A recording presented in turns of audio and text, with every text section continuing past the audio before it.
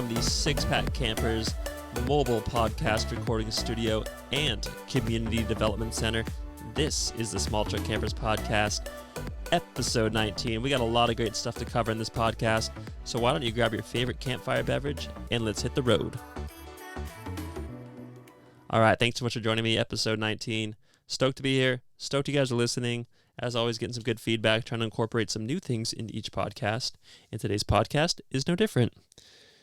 But recently, I had an epiphany that through the Instagram account, I mean, we're all able just to meet so many awesome and interesting people. There's so many cool stories behind each account. There's so many people that are doing cool things, living the life, exploring, and just kind of inspiring. Today, for the first time, I had someone that wanted to send some pics of their rig, and I did a little scope of the profile, and they're a professional freediver. And I thought, that is the first professional freediver to send me rig pics. Normally it's mountain bikers, snowboarders, surfers, etc. All very interesting people. But to have a professional, I think it was like a freediver, cliff diver. So sorry, not a freediver, a cliff diver. And I just got to thinking, like, dang, there are literally in this community, like, probably some of the coolest people on this planet. And if we do this podcast right, which I'm trying to do, I think it could become one of the best podcasts out there, because we have so many cool stories to tell, and it's awesome listening, and it's inspirational and motivational, and just so many cool things. It just ticks all the boxes. It's such an intersection of so many cool things that I'm stoked you're here helping grow this thing, and that's the vision. I think one day this podcast might be the greatest podcast ever. That's my new goal. Thanks for sticking with me, and let's see if it happens. Speaking of cool people, today's guest is no different. At Abilities Overland on Instagram, real name Channing Cash, aka Wheel Channing, has been exploring America and beyond in her 2017 Tacoma with four-wheel campers pop-up and back. Now, what makes her situation a little bit more unique is at the age of 3, she had a tragic incident with a bull, which ended up making both of her legs, she couldn't walk. She still has some sensation, but is unable to walk and has been in a wheelchair since then.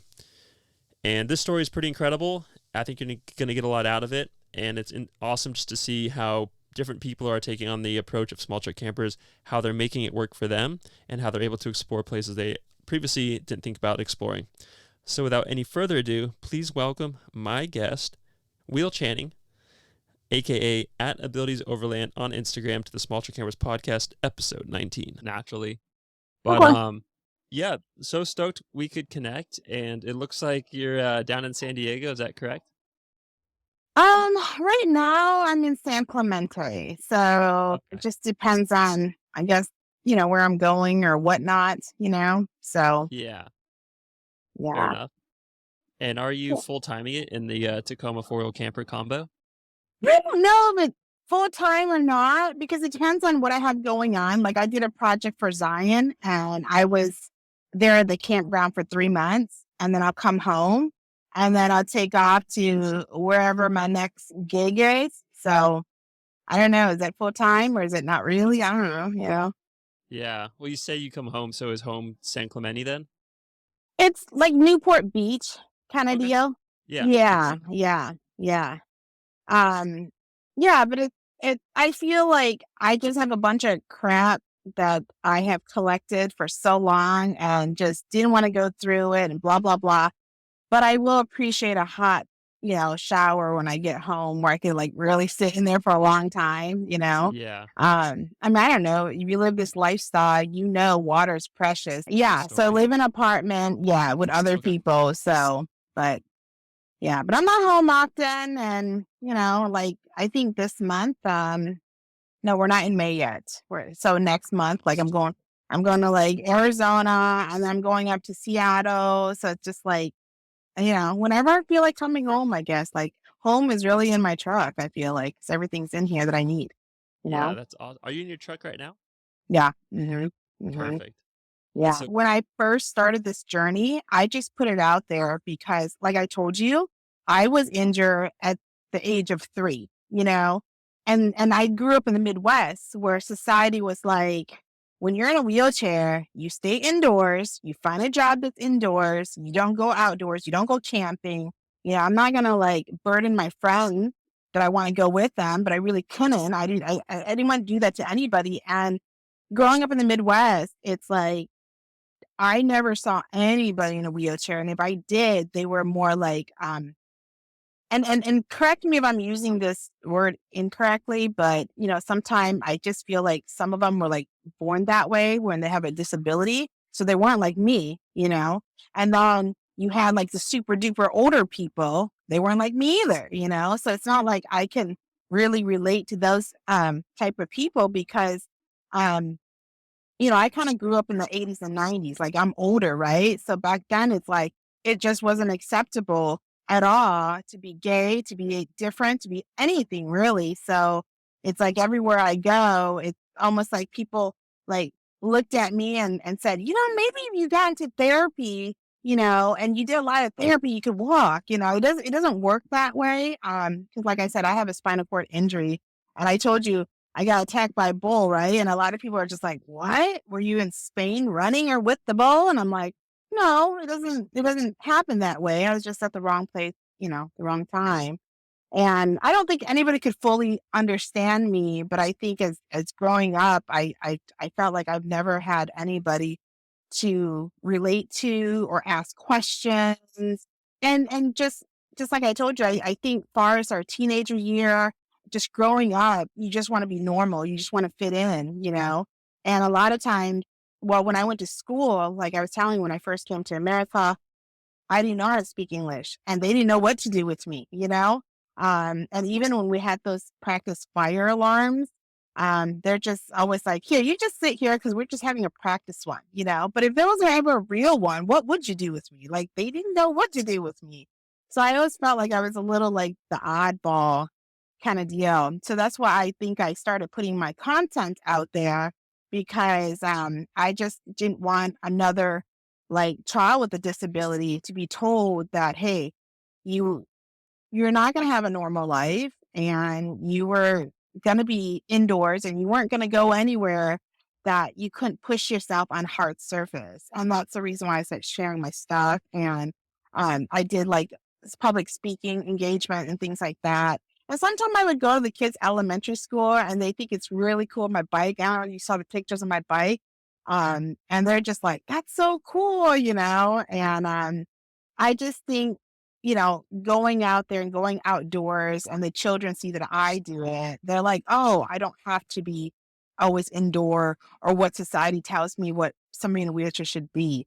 And that's why I started, posting content and things like that. So, Yeah, totally. No, that's a great reason and a good outlook on why, your kind of purpose for this whole, the Instagram account, and then you're able to connect and kind of mhm. share that story and inspire others. And I'm excited to hear more about, what you've been up to and in terms of, that inspiration, like public speaking, like you just said. Yeah. But I do want to take the listeners just back to kind of the beginning, because I Yeah. found this fascinating. You were born in Laos, mhm, which was a very war torn country, especially in the 70s, uh, Yeah. like post Vietnam era, I think.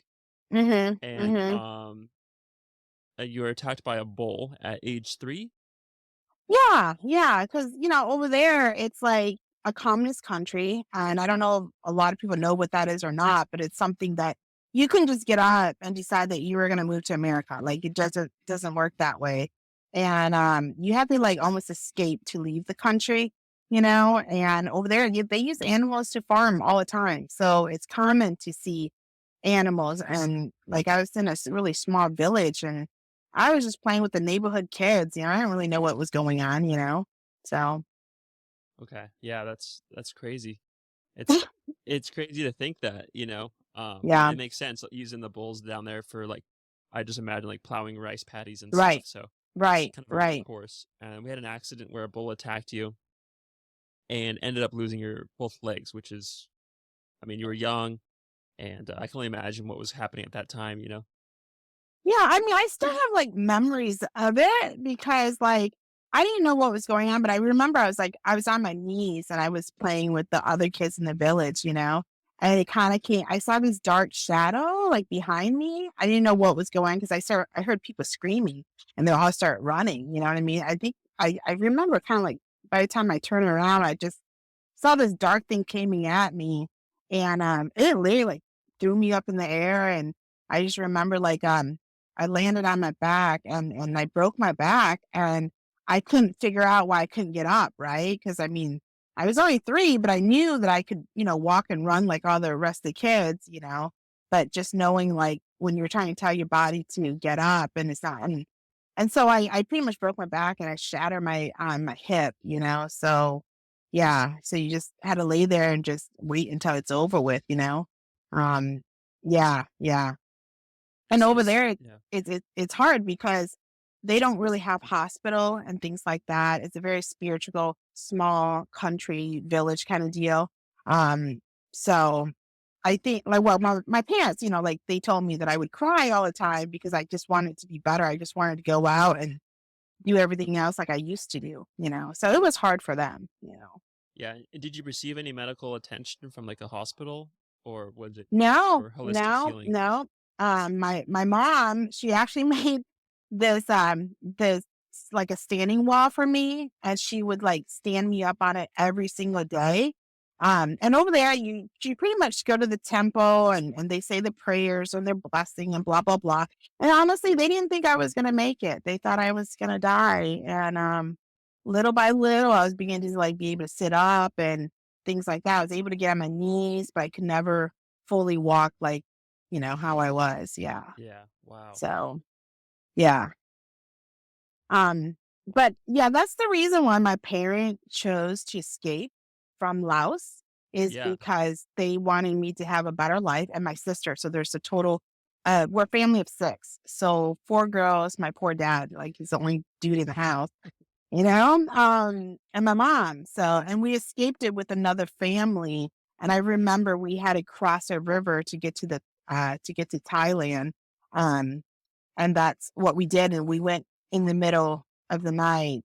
And I just knew it was serious because I remember like my dad, he was like directing like where to go and stuff like that. And thank goodness, like my mom even said that I didn't cry or anything because most 3-year-olds, they wouldn't even know what the hell was going on. Um, yeah, but we did get caught one time, and my dad had to like pretty much bribe this guard, and he had to give him this watch, and he pretty much told him that my daughter's just been in this accident. We're just trying to get her to the U.S. So she can get medical help. I think he kind of felt bad for us, so he let us go, and then yeah, Wow. we could have all went in jail and just died. I don't know, but. Yeah. So this is communist run Laos, and you guys are Mhm. escaping. And what were the consequences for getting caught trying to escape at that time? I don't really know, but I guess they just put you in this is just what I hear. I don't really know, but I guess they lock you up for trying to escape. And some people you just never hear from them again. Hey guys, just want to take a quick second here and thank some of the supporters of the podcast. First up, as you may have known, Poseidon Bicycles has been a supporter of this community for a while now, and I like to thank them and just spread the message about what they're out here doing. These guys specialize in making some of the best gravel bikes and now some mountain bikes, all under $1,000, which allow me to explore any campsite that we pull into or my local trails. And it's such a great thing to be able to pull up, hit the road on a nice gravel bike, and really get to see more of the spots that you would normally see from just the campground. What makes these bikes even better is that they're super durable. They come shipped to your door almost assembled. They require a little bit of assembly, but it doesn't take much to put them together. And they're price point friendly, coming in under $1,000 on average. These things are perfect. So I'd recommend checking out Poseidon Bicycles if you're looking to get into mountain biking or gravel biking. They make some great bikes. Use code SmallTruckCampers to get $100 off your next bicycle from them, which is a pretty big discount because like I said, their bikes are under $1,000. Recently, I got the Norton, which is a hardtail mountain bike, and it's been able to handle a lot of the trails here in the Santa Cruz Mountains. Also, want to thank Guayaki Yerba Mate for their support of the community. They make some great yerba mate tea flavored beverages, which are essentially energy drinks without all the chemicals. And this stuff is like super delicious. It gets me hyped, and it's got the same energy as, I don't know, a cup of coffee or two. Long story short, if I got a long day at work, a road trip at night, I'm loading up the camper all day and I need a little boost, Guayaki Yerba Mate is the stuff for me. So I'd recommend checking them out if you're sleepy. Anyways, back to the show. Escaping communist Laos. I mean, that's I know, incredible. I know, it's crazy. And you were saying because the guard, you think the guard felt sorry for your family because you were injured, he let you through, but it could have easily Yeah. ended up in a prison camp of some sort, maybe Yeah. execution or something. Yeah. That's Yeah. wild. Yeah. I would be surprised. I mean, sometimes I guess I never thought my story was a big deal until somebody asked me why I was in a wheelchair. And I told something and they're like, what? Really? When did this happen? The 1400s or what? I'm like, well, I said it did.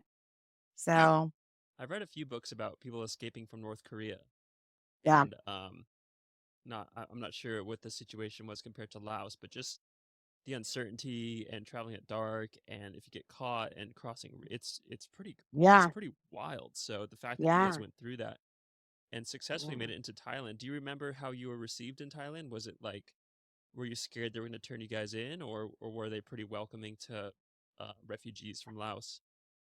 I don't remember much about because I was so young, but I know that my uncle was already in the US. So when we got to Thailand, that's when my dad reached out to my uncle, and my uncle sponsored us to came to the US. But we were on there for like maybe a year, and then we were transferred to the Philippines for another year. So by the time I got to the US, I was almost 6 years old. It took a few years before we came here. I don't know why it took long or what. I don't know the reasoning how it went, but yeah, I was almost 6 years old. I started kindergarten. Wow. Yeah. Hmm. And eventually, you guys make it to Illinois. Is that correct? In the Yeah. U.S. Okay, Hmm. and is that where your uncle Hmm. was living at the time? Right, right, right. And over there also it was like a small town, but it had a lot of packaging plants.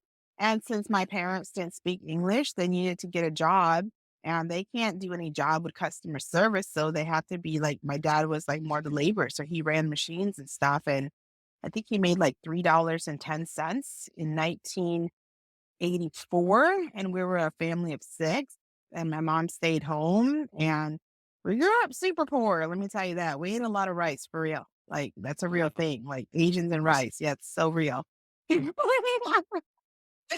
So, What a yeah, yeah. What is yeah. your are your parents, are they, is your dad working now still, or? No, no, he's, like, in his 90s, so he's retired, and he lives with my sister because he's kinda getting up there, but my mom, she passed, a couple years ago, um but, I was Sorry kinda to hear like that. the I was kinda like the oddball, right? Because, like, back in my country, people had children strictly for, like, labor, really, if you think about it, and everybody had, like, a job position in the household, right?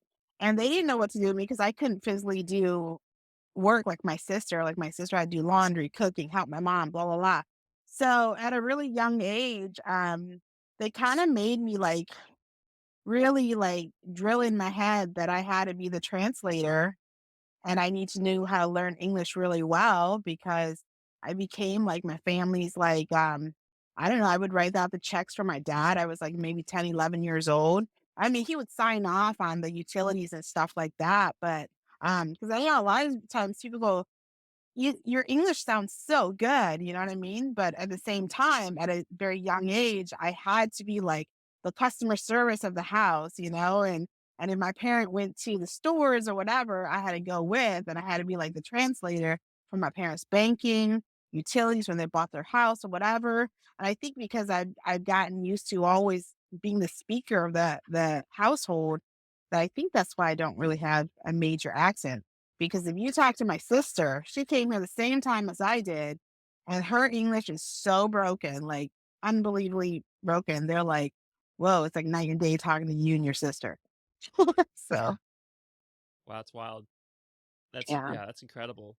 And I want to hear about growing up. I'm sure that's a story of its own, but yeah, the gist of it is, growing up in Illinois, I'm sure as a, not as a foreigner, you guys are outcasted maybe a little bit, or different, seen as different.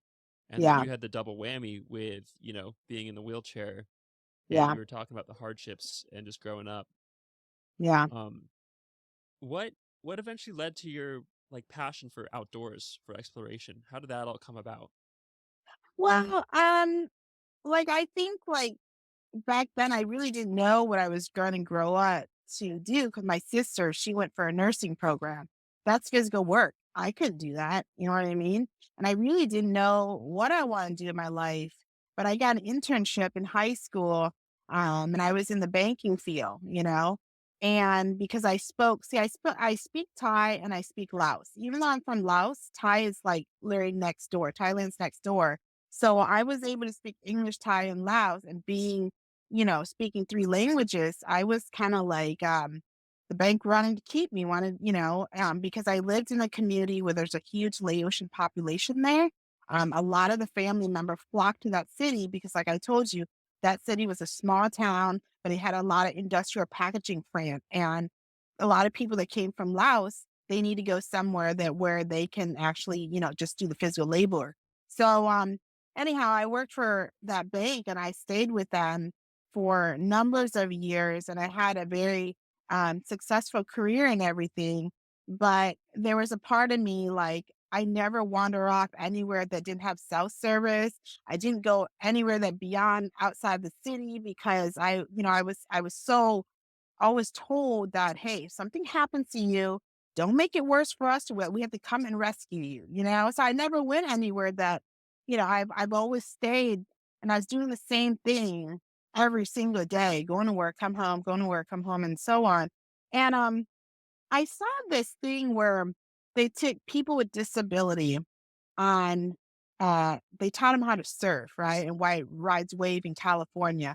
I saw that came through Facebook and I was like, well, how is that supposed to work? You know what I mean? Like, and I guess I never came out to California because I think people from the Midwest, they just told you like California were like earthquakes, people unrealistic, they were movie stars. That was just not where you want to go, you know? But I was curious about this surfing event because I never went in the water, never went in the ocean, you know. I always looked at it from a distance, you know.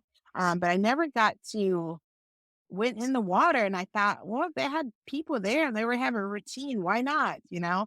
So when I took my vacation, I came out to California and I just couldn't believe that. And it was so different, right? Because I think if you are different in California, nobody really cares. Like, I noticed that hardly anybody stared at me for being in a wheelchair. Like, they would glance, but they went on with their, they went, no big deal, you know?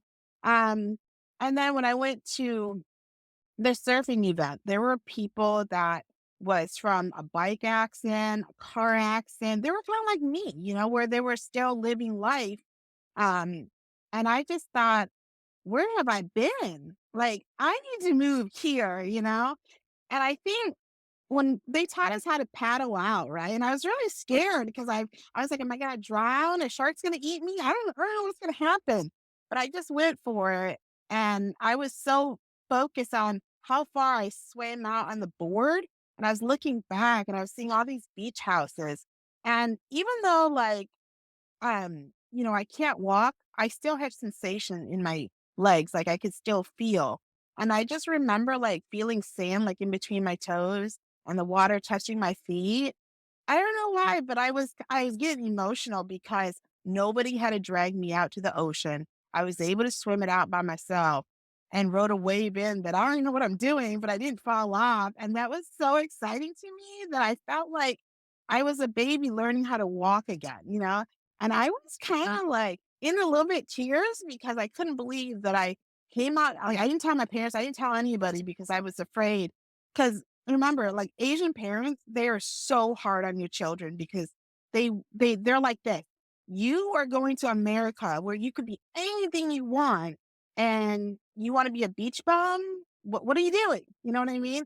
So I didn't tell them any of the stuff that I just got on the plane and I went. I just told my mom and dad that I was just gonna go visit my friends in California. I'll be back, and they just thought like I was gonna be on Dateline, somebody's gonna murder me. Like, don't go. But this time I was already in my 30s and I'm like, I'm going. And I went and I couldn't believe that I never had to push, I never had to push to set myself in the snow again. nobody hardly ever looked at me. Or they, like I said, they looked, but not a whole lot. And they had all these adaptive sports that they had mountain biking, they had the Paralympic team out here. They had all these things that I never got to do as a kid. And that's when I flew back home and I was like, I need to move out there. Wow. I need to quit my job and move out there. But it was hard because remember, I came from a traditional hardcore Asian family. To tell them that, "Hey, I have a disability and I'm a female and I'm gonna move over 2,000 miles away and I don't know what I'm gonna do. I'm just gonna go and discover myself." Like, they were so pissed off, and I sold my condo and I said, "I'm going." And they didn't believe me. They thought that they're like, "It's so expensive. You're never gonna make it out there. You're gonna be back home." And I've been out here for 9 years now, and I haven't gone home. It was And that's what Incredible. I did. That's what I did, and that's how I found the outdoors, and like I said, when I first moved here, I was all like, "I wanna do all these things that I didn't get to do when I was a kid." Because I think I was about 8 years old, and I used to be super jealous when I see the neighbors' kids riding their bike, and I could see the wind blowing the hair, and I wanted to do that so bad. Like, that's all I wanted to do. I wanted to know the feeling, what it felt like with the wind blowing my hair.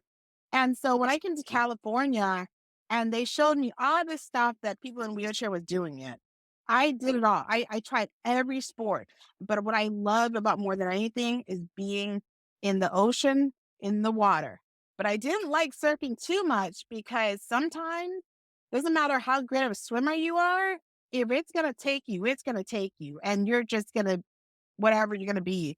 I didn't like that feeling either. So I ended up going to sprint kayaking where you were riding the water on these kind of like long boats that are 23 feet. So I ended up doing that and I auditioned for Team USA because they were training for the Paralympics at the time. And I spent 4 seasons with them and everything. And that was kind of like the roadway to my adventure because we were traveling so much where we're going from one training center to another training center, where we're going internationally, all kinds of stuff that I was just like, I lived in a duffel bag, really. I only had a duffel bag and that was it. And that's when I Incredible. bought this Tacoma that I have now. It's a 2017.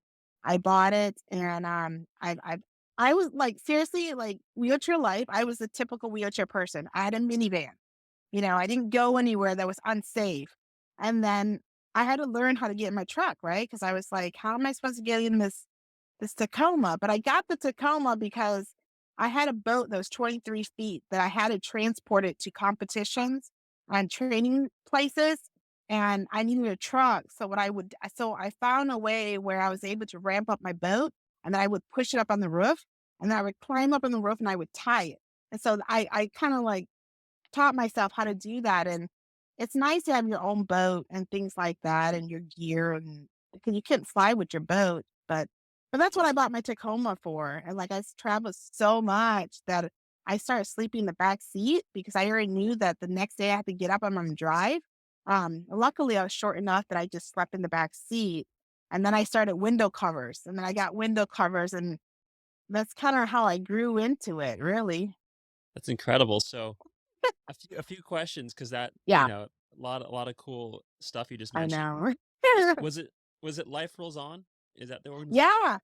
Okay. Yeah. And was Mhm. that down in Malibu? Mhm. Uh, no, it was in Santa Monica. Santa Monica? Okay. Mhm. Super cool. Mhm. Yeah, I remember Yeah. those would uh I remember the guy that started it, Jesse. Bill He's made Lauer. quite a name. Yeah, Bill Hour. He's made quite a Yeah. name for himself Mhm. in the surfing world, whether it's Yeah. adaptive or as a almost pro surfer. And they Yeah. used to come to Malibu and do some of those events every now and then. That was super cool to see. Yeah. But that's Yeah. what an incredible organization to get swooped up with. So, No, no. from that to adaptive sprint paddling, are you Mhm. getting like paid at this time? Are you still living off of your savings, or kind of what are you telling your parents during this whole transition period from uh, banker, Illinois person to California and reborn? What's kind of going on? How are you telling your parents that you're They what do you, didn't They Yeah. didn't talk to me. They didn't talk to me for months because they just thought that they want me to emotionally suffer and then come back home. That's what they were hoping for.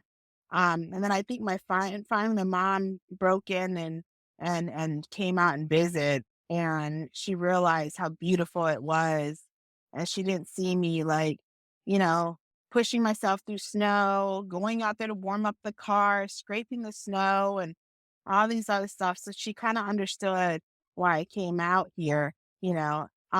At that time I was working as an Airbnb host, and I was doing spring kayaking on the side kind of deal. I wanted to get some exercise. I didn't want just to be like sit in my wheelchair all day with a job. So I would do that on the side. But eventually I had to quit my job because I was gone training a lot. So, but my mom, she finally warmed up to the idea, and then she came out and lived with me from April well, no, she would come out from October to April because that's when the snow season start in Illinois. And she didn't want to come back. And I said, see, and then yeah, so every year she would come and stay with me for like 6 months. And she would Wow. get up in the morning, go take her walk on a sunny sky by the beach, so she loved it too. So, Incredible. yeah. So you're doing the paddling, you got the Tacoma, and you're starting to kind of Mhm, sleep in it just out of necessity because you're traveling so much to train and I'm sure mhm. race. Yeah, Um, yeah. and at this point, are you thinking of maybe trying to get like some sort of RV that would maybe accommodate your life a little bit better, or were you kind of just like living the day to day?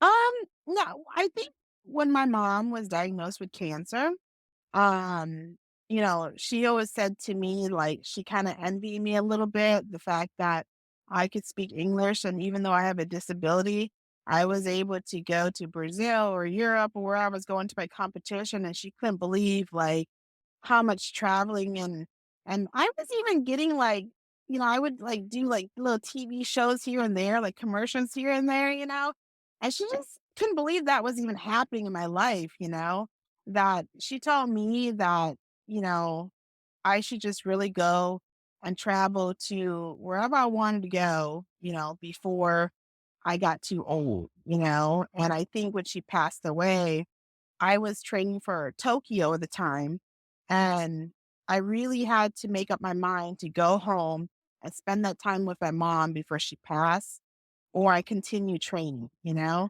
So I was just it was hard because I was training so hard for how many years, how many seasons, and then all of a sudden you have this choice that you have to make, and you only get one mom. So I flew home and I quit the team and, because I felt like money comes and go, but you only get one mom. So I did that. And then I just said that I needed a break. And I think what I did is I just went to a bunch of national park. I drove to a lot of secluded area. And I kind of just spent my time. And this is the time when I had sleep in the back of my seat and all my gear was in the trunk, and then I started thinking, like, I really need a camper. That's what I started thinking. And I just felt like every adventure that I went on and doing some self reflection and thinking about where I came from and everything, I kind of felt like it was less like it was my therapy. So I took some time off, and I didn't know if I can make the camper work and stuff like that. So I went to my friend, and this is I think when I sent you the first box camper, the wooden one, my first build. So I did that, and campers, they're expensive. They're like at least $5,000. So me and my friend, we just went we found, like, little camper RV windows that was on the side of the street that nobody wanted. So we went and cut those out, and we took the window, and I spray painted it, and we put it together. And I think when I first got my box camper that I sent you, and I thought, "Man, this is pretty cool," and it was just enough for me to sleep in it, my refrigerator, and that's what I did, and, I did that for a few years, and I realized that I think I'm always gonna be traveling. I really think I want a truck camper. And that's when I met Four Wheel Camper, and they were like, "Let us design you a better camper." You know? So now I have my four-wheel camper. So that's how I So got started. I about think they you? were just trying to one make it better for me because mine was made out of wood and I constantly had to like seal them every 6 months. They were just like, there's better ways. And I think I was getting noticed a lot because I would go to like overlanding shows and everything like that. And I had this little wooden box. I never complained about it. I thought it was like the best thing in the world because come on, I went from sleeping in the back of my seat, okay, to having a box. Um, and I think they were just kind of like amazed how I just hop in, hop out. I don't really complain or anything. I'm just happy as it can be because I don't know, I'm just like that. And but they were kind of concerned if I was going to be able to pop it up or down. So we went to the showroom and we kind of like played around with that a little bit and somehow found a way to do it. Just like how I found a way to get in my truck. I don't know. I just did. Wow, Yeah. And so incredible. What camper did they end up helping you out with? What model? um we end up doing a Project M, because their other campers had um, they had like refrigerators and they had stove and that add more weight. And for me that couldn't stand up to cook on a stove, it didn't make sense for me to have that. You know what I mean? Um, so that's why I went with the Project M because it was just open and I designed it however I wanted. So that's why. Perfect. That's Hmm. awesome. Yeah. Incredible. So you mentioned attending a lot of expos and getting kind of Hmm. involved with the overland Hmm. community. Have you Yeah. found how has your reception been to that community, or how have they received you? Um, I think a lot of times they're kind of surprised that I travel by myself. I'm telling you, society really say, "Hey, if you're in a wheelchair, that's a bummer." You know what I mean? And when I say, "Yeah, I have a pop-up four-wheel camper and I have a truck," they're expecting me to be in those Mercedes Sprinters or, you know what I mean, like the Sprinter van, the van looking thing. And they're just they usually want to see how I get in and get out. And sometimes it's like a love-hate relationship, like, I understand they're curious, but sometimes I don't always wanna talk about my disability, I don't always wanna show people how I get in and out, and I don't like that sometimes when I get too much attention sometimes, but that's just part of it, right? When you have a trike that's humongous in the front, and then when somebody hops out of the car and they're in a wheelchair, you take a double look like, "What? What?" I mean, I get called out on parking handicap all the time. I even have a handicap plate, because when I'm in the vehicle, I look like a normal person. Like they don't know that I'm in a chair. Yeah.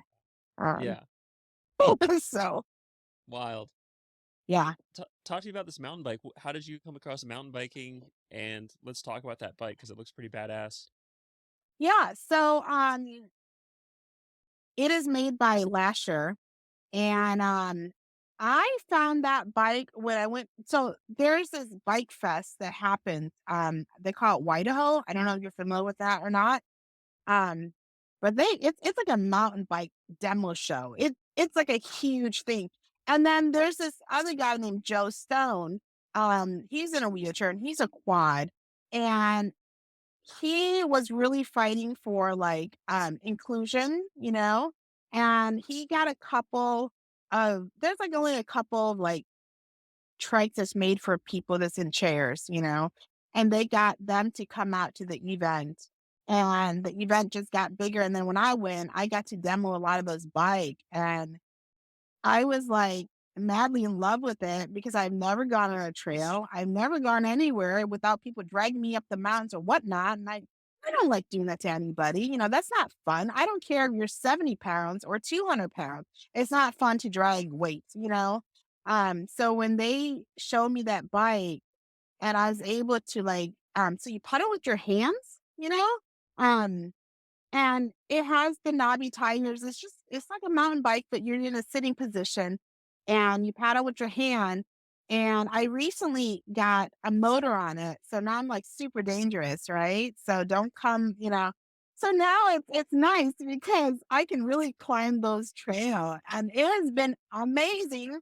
I have gone to the redwoods. I have gone to a lot of things that I know my wheelchair would have never taken me.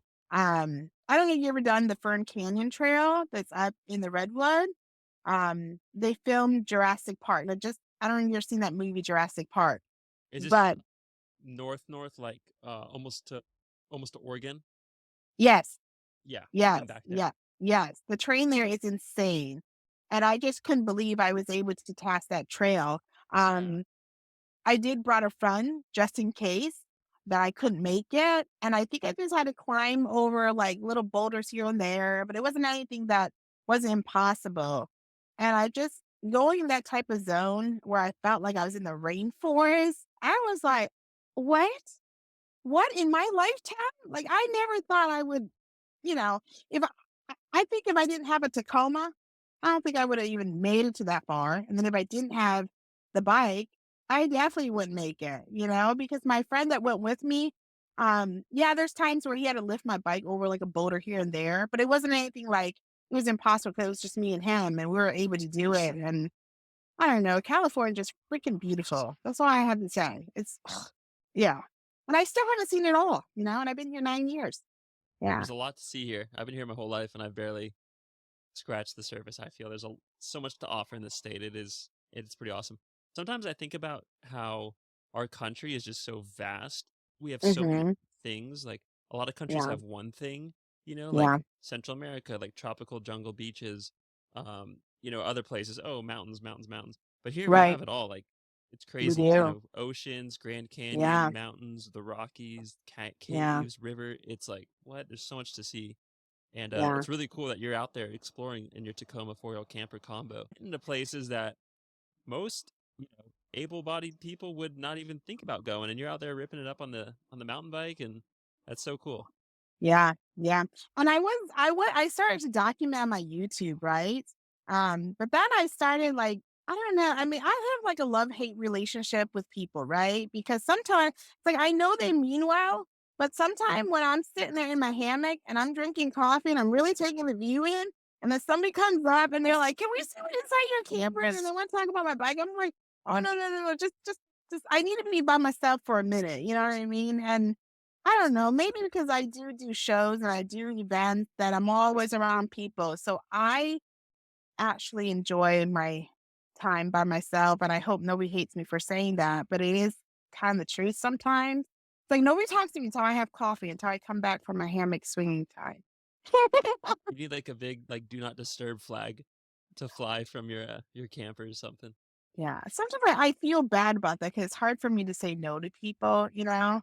Yeah, so, especially when they're generally but curious. yeah. Let's just Mhm. what's going on Yeah, here? This is crazy. Like yeah, they just yeah, want to know, yeah, and you can't blame yeah, them from just being like yeah, it's at the end of the day inspired, it just yeah, comes across as maybe a little not time the timing might not be perfect, but at the end of yeah, the day yeah. they're walking away Yeah, like, whoa, that was crazy, I'm gonna tell my yeah, friends. yeah. And I think sometimes I don't know, maybe I'm a little offended when people think this, but like first of all, I think um every time when there's a guy with me, right? Because usually I always have more guy friends because guys they can like you guys can camp without really complaining. You guys really rough it, you know what I mean? Like and girls, sometimes we need a blow dry or whatever the heck we need. And most of my girlfriends, they don't want to go. You know what I mean? They don't want to go through that stuff. So usually I'll bring like like a male friend with me or whatever. And I think a lot of people would there's people that came up and they say, "Oh, do you ever go anywhere without your boyfriend?" I'm like, "No, that's my truck. I brought him." Okay. But sometimes I get people that just think like, just because somebody's with me and they have walking legs, they just assume that they're like the best person ever for just being with me or hanging out with me. And I'm like, I've been by myself for a really long time. He does not comb my hair or bathe me of anything, you know? You're like, he So wanted to come, I was going by myself, he asked to yeah. join. Yeah, he drives a Prius, you know that? Well, Oh, not I think you're smashing a ton of different I don't want to say stereotypes, but yeah, at the end of the day, smashing a ton of those stereotypes, being a female, yeah. being Asian American, uh Mhm, mhm. being a refugee, Yeah, and now being in a wheelchair. I mean, I feel like yeah. someone might see you and their mind is just blown because what like on 8 different levels they're like, what the heck, dude? This is like, just Yeah, one of those yeah. things. If it was one of those things, they'd be blown away. But they're combining everything, and they're like, gotta talk to them. So Yeah, yeah, yeah. what I found is, yeah, it's important to make time if you can and just show people the rig because a lot of times they are inspired and it kind of might open up their mind to do something like maybe they're in a position that you were in, working at that bank in Illinois, and it's their first time in California, and they're like, "What is going on? This is crazy. I need to be a part of this," you know? Yeah, yeah, yeah. So just my 2 cents. But I do want to ask what have you been up to as of late, and what has kind of been your I guess lack of a better word, job? Are you like doing a lot of public speaking events? You mentioned some TV stuff, 3 months in Arizona. I'm just kind of curious what Yeah, has been I the week. mean, I don't make a whole lot of money, but I like the fact that I have less responsibility. Like the more money you make, the more responsibility you have. Like when I was in the bank, I had to be like a certain way, da da da. But I made, great money. But at the end of the day, you can't take that money with you. And I really sat down, I really thought to myself, like, okay, so in this lifetime, am I supposed to just like create debts and then, pay them and then you die? Is that it? And that was something that I kind of made up my mind that I didn't want to do anymore. Even though a lot of people thought I was crazy, to take such a huge pay cut. But now I just feel like sometimes a little relief that I don't have so much stuff now, because like I said, the more money you make, the more you spend. And now I just spend on what I need. And I don't make as much money, but I get to see so much more and take those memories with me. So I kind of like that. That's a common trade off with small truck camper personnel is trading off the big paycheck, but having a big ability to take advantage of your time and experiences in return for that big paycheck. I think it's a very noble Yeah. trade in. Yeah. And it's nice because, sometimes there's job gigs that comes up and I could say I don't want to do it, or I do want to do it, or if I need to go make more money, I can, or whatnot. So I kind of like that freedom and things like that. So Amazing. Yeah, yeah. I totally agree. And in terms of, like kind of circling back to the beginning of the Hmm. conversation where you had the Instagram account as a means to kind of inspire other people that may be going whatever it is. Yeah. Certainly it's worked, right? Because I mean, we're connecting, you're getting the message out through the Instagram, through your socials and stuff. Have Yeah. you worked recently with any organizations to help kind of spread that message or help other people that may be going through either physical or like a mental disability or something like that? Um, I used to do visits to hospitals, but I haven't recently because I just feel like I've been so busy, but I still get a good amount of messages. And I always tell people, I mean, we're all given like different abilities and we all have things that we can't control what happens in our life. But no matter how bad it is, I always feel like somebody has it worse. And at the end of the day, you kind of have to ask yourself, like, am I just going to sit here and pity myself or am I going to go and kick ass in life? That's what I think. Wow. Epic. I love that. Well, that kind of sums up questions I had and wanted to ask you. Is there anything else you want to leave with our listeners uh, this Um, episode? I've met a lot of new followers and messages that I gotten from your Instagram. And if anybody wants to meet or greet or whatnot, I'll be at the Overland Expo in Flagstaff the May 17th through the 19th weekend, and I'll be cooking for them. So anybody want to come by and have a sample? What do you be cooking? I don't know, I haven't decided yet, but I'm gonna do fried rice because I like to bring something that like an Asian dish, because not too many people do that. Yeah, So that sounds delicious. yeah. So I like to cook. That's another thing. So Okay. yeah, I'll be at the Tumble Tusk booth. Okay. Do you have any other events you're planning on attending this year?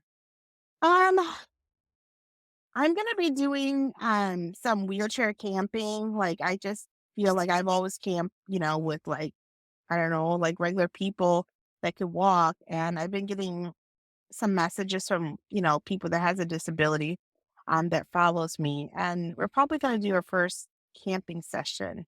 Um May. I gotta look at my dates. I can't stink at my date, but it's the end of the May. So that's gonna be the first one that it's gonna be a wheelchair camping. And I feel like I want to do more of those so I can inspire others to go outdoors no matter what their abilities are. So Incredible. I love it. That's awesome. yeah, Well, and I'll be cooking there too. there you go. Well, Channing Cash, aka Will Yeah, Channing, thanks so much for making the time and of chatting. course. I'm so happy we got to sit down and have this conversation. And I'm really looking Yeah. forward to this year for what it has for you, for the wheelchair camp out, for the Overland Expo, and I'm sure there's going to be some more events. So please keep us posted. I would love to Okay. see you out there in the wild, and I'm sure our listeners would too.